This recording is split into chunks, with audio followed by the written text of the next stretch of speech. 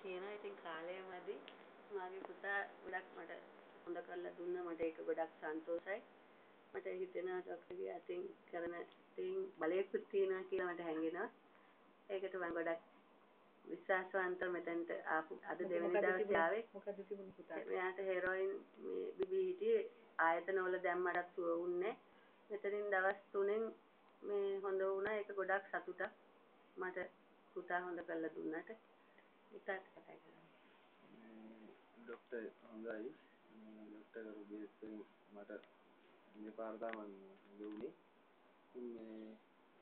doctor ස්තුතිවන්ත වෙනවා දැන් කරපු ප්‍රතිකාරය ගැනයි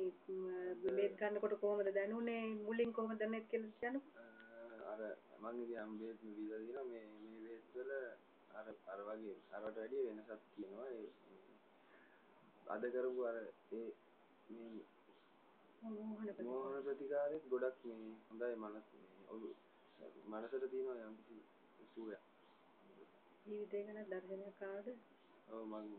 කියන ડોක්ටර් කීපියවත් එක්ක ඉතින් මම හිතාගත්තා මගේ ඉස්සරහ කොහොමද අනාගතේ හදාගන්න මොකද හිතන්නේ මේක ගැන තව මට හිතෙනවා අම්මට වඩා ડોක්ටර් අම්මා කෙනෙක් වුණා කියලා පුතාට